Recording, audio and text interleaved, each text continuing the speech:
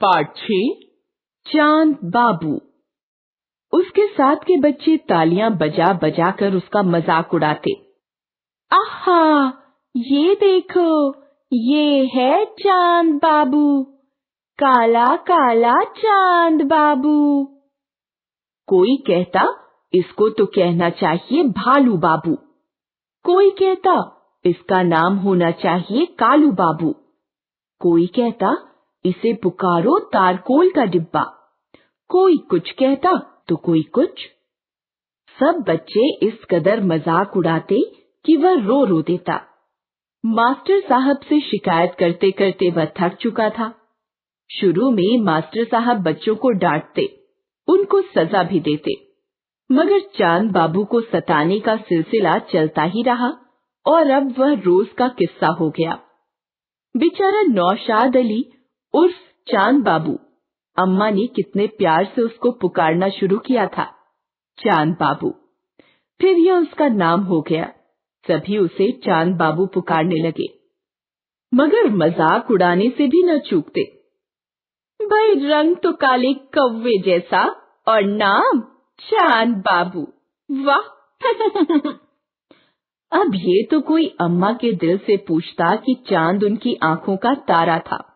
वे जब लाड में आती तो उसके हजारों नाम ले डालती, मेरा चांद बेटा, मेरा घर का उजाला। और वह अम्मा के मुंह से वे नाम सुन सुनकर फूला न समाता।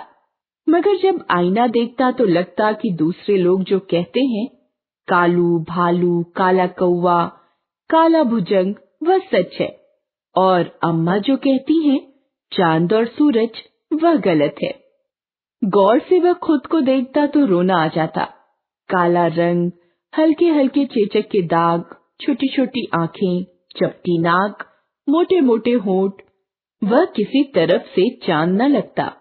गुस्सा आ जाता उसको। अम्मा से कहता, अम्मा आप गलत कहती हैं, मैं चांद नहीं हूँ, मैं काला हूँ, काला भालू, काला कौवा। और वह रोने लगता तो अम्मा उसको बाहों में भरकर अपने ममता भरे सीने से लगा लेती और कहती, बकने दो, सबके सब अंधे हैं, कोई मेरी नजर से देखे कि कितना खूबसूरत है। सचमुच वही सब कुछ था अम्मा के लिए। छोटा सा था जब अब्बा उसे और अम्मा को छोड़कर अल्लाह मियाँ के यहाँ चले गए थे। अब्बा की पेंशन मिलती थी, छोटा सा घर था, ज्यादा खर्चा भी न था, बस चांद बाबू और अम्मा। माँ ने सारा गम भुला दिया। अब उनको बस यही फिक्र थी, यही ख्वाहिश कि चांद बाबू पढ़ लिख कर किसी अच्छी जगह पर नौकरी करे, वे उसकी शादी कर दें, घर बसा दें, फिर आराम से बैठकर अल्लाह अल्लाह करे। अब अगर वह काला पैदा हुआ तो उसकी क्या गलती थी, जैसा अल्लाह ने बनाया बन गया। मगर इसके साथ के बच्चे उस पर हंसते, उसको अपने साथ ये कहकर न खिलाते, भाई हम सब गोरे गोरे साफ रंग के बच्चे, अगर तुम्हारी काली खमारी लग गई तो हम भी काले हो जाएंगे। वह बेचारा न किसी के साथ खेल पाता, न किसी के साथ हंस बोल पाता, बस घर में या अम्मा से बातें करता या फिर अपने मिट्ठू मियाँ से, जो उसको बड़े प्यार से पुकारते, चांद बाबू। एक दिन स्कूल में लड़कों ने उसको इतना सताया, इतना मजाक उड़ाया कि वह अपना बस्ता वहीं छोड़कर भाग निकला।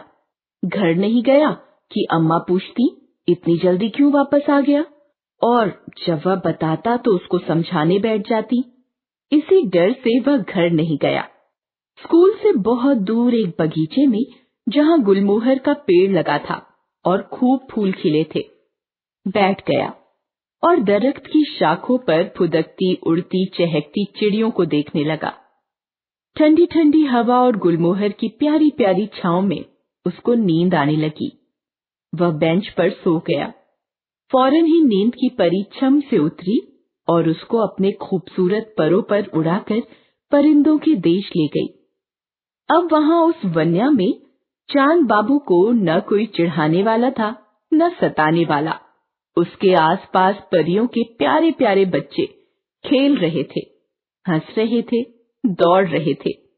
उनके नरम नरम चमकीले पर हवा में फरफरा रहे थे। उन्होंने चांद बाबू को भी अपने साथ खेलने के लिए बुलाया।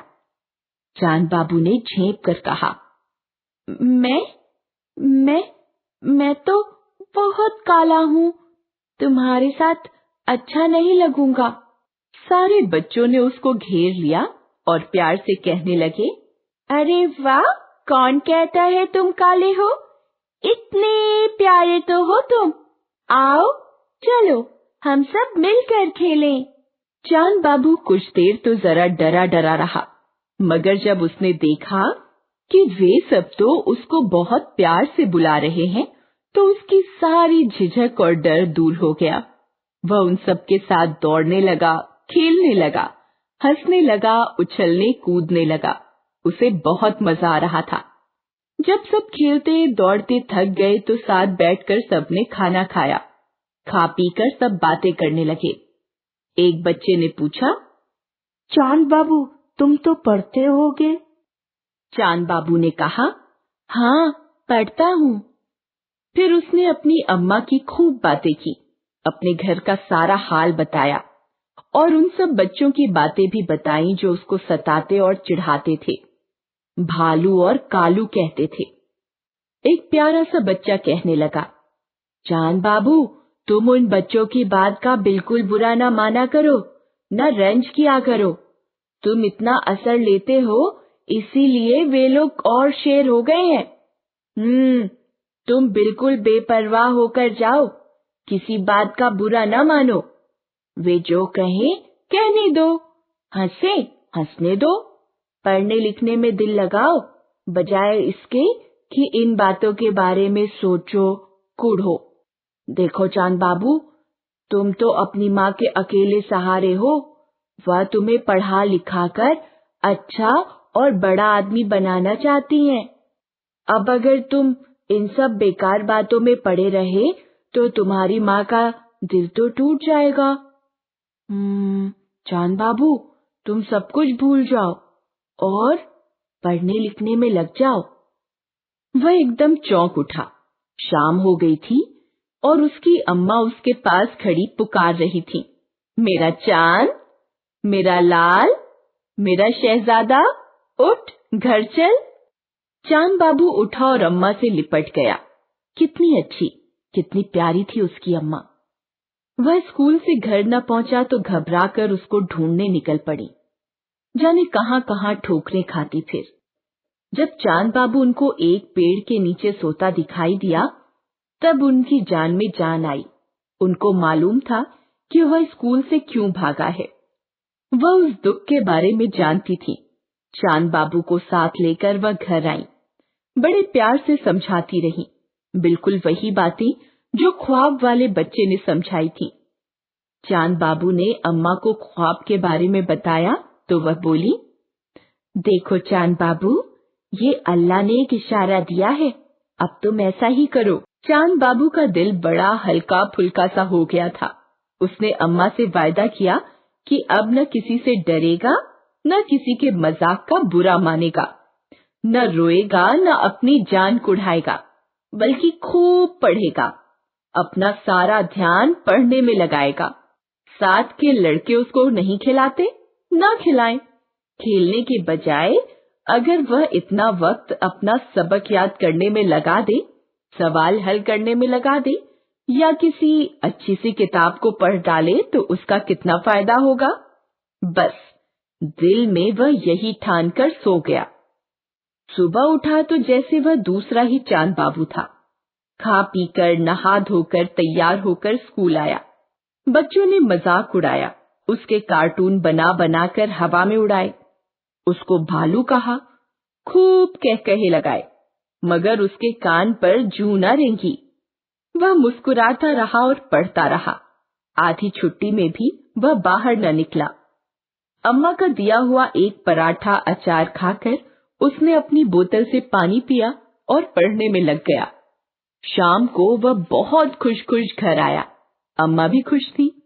फिर दूसरे दिन, फिर तीसरे दिन, फिर चौथे दिन, ढेर सारे दिन गुजर गए।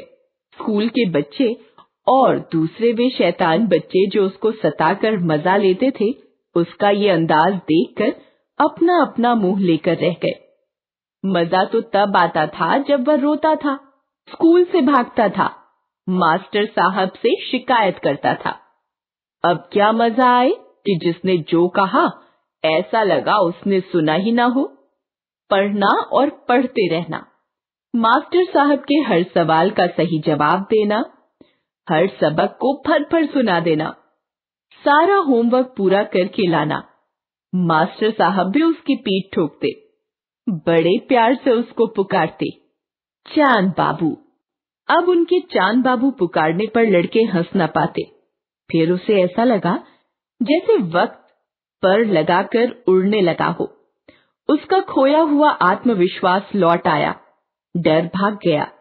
अब धीरे धीरे उसकी प्रतिभा और शांत स्वभाव से सभी प्रभावित होने लगे। अत्या परवीन।